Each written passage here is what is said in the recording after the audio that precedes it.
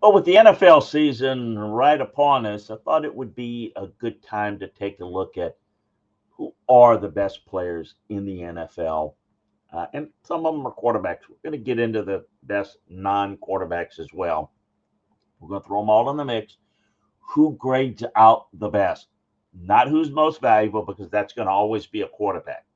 Not if we're trying to make this for an award. We're not projecting what's going to happen this year. It's right now who has graded out the best based upon recent film, recent couple of years, depending on how long the player has been in the league. Well, yes, you can make the case for Patrick Mahomes as the number one player. I kind of did, but to mix it up a little bit, um, the best player in the league may be on the worst roster in the league. Myles Garrett of the Cleveland Brown is um, he is the most dominant defensive player. He's graded out consistently, even higher than somebody like Mahomes. Again, doesn't make him as important as any of these quarterbacks. It's not the case at all.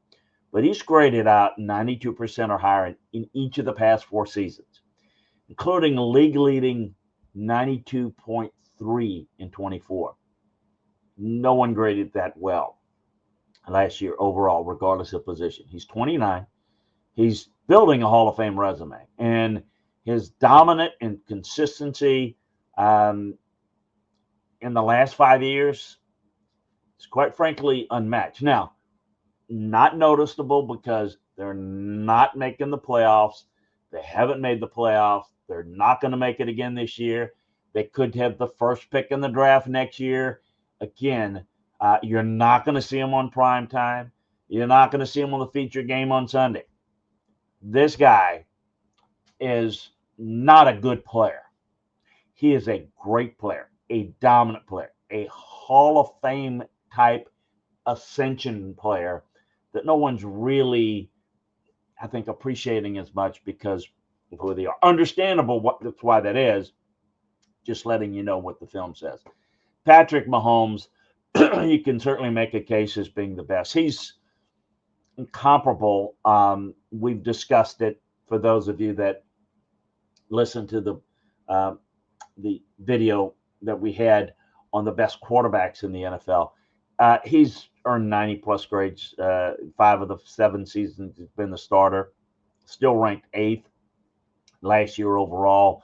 Despite a supporting cast that wasn't really good, he elevates his team more than anybody, more than, say, somebody like Garrett, because you can't elevate as much from a pass rushing position as you can at quarterback. Even though pass rusher can change the game.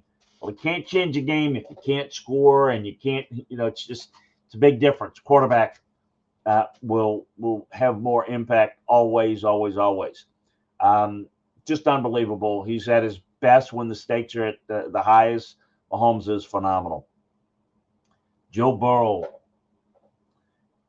health has kept him from being maybe the best quarterback in the league. Mahomes is better, not just because of health, but he can do things athletically that Burrow can't do quite as well. But he kept the Bengals in the playoffs despite an offensive line that wasn't very good, an awful defense. He did the NFL passing grade. Again, this is not just looking overall, but just recently in recent years. This guy's been incredible. Second only to Patrick Mahomes last year. It would be criminal if the Bengals screw this up, if not putting a decent team around them, because you're talking about elevating a team. Burrow does that as good as any.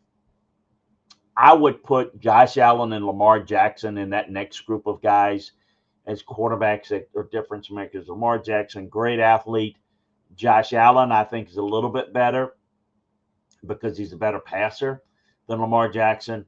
Josh Allen is also a great runner and more physical. Lamar Jackson is freakish athletic. A couple of guys, let me go 3 more guys that are non-quarterbacks that I put into this list. The Chiefs defensive tackle, Chris Jones. He's the best interior defender in the league. he is meant to that defense, which has been the Chiefs' calling card the past couple of years, not the offense. He is in the Mahomes, Kelsey level of importance to this team. He was dominant in 24. He earned a 91.5 pass rush grade, leading all interior defenders with 88 pressures, including in the postseason. 6 times in 7 seasons, he's posted a 90-plus pass rush grade. I mean, this guy is more physical and more dominant in terms of a two-way power rush,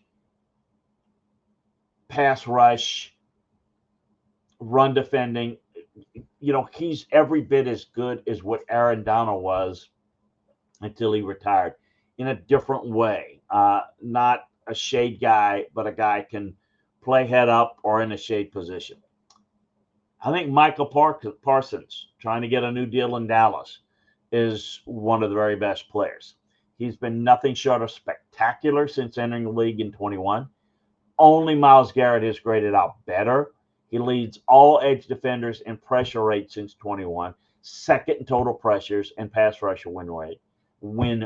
When he signs the next extension, he's going to reset the market because T.J. Watt, Max Crosby, outstanding players.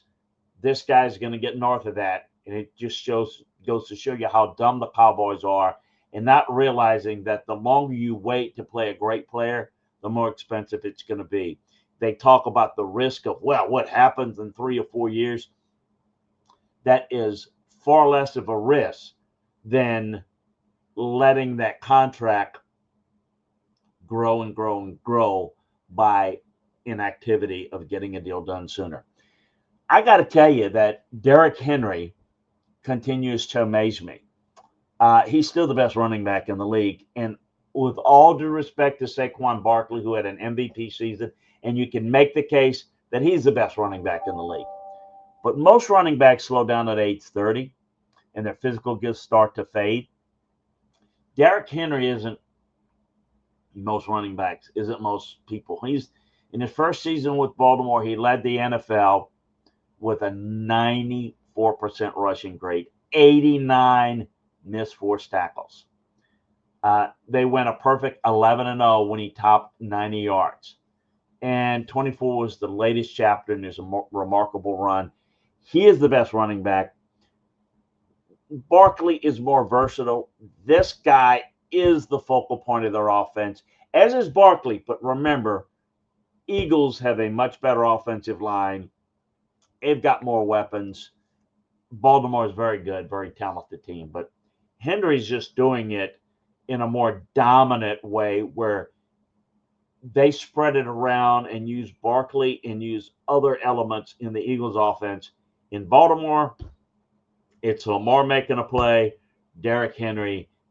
The focal point is Derrick Henry. So those are some of the guys. You want to know who else is on that list? Yeah, you're wondering where some of your favorite guys are. You probably just missed this list, but they're coming up real soon. Check it out at LandryFootball.com. Also a reminder to like, follow, and share so that you can get our next video as we break down the college and pro game for you.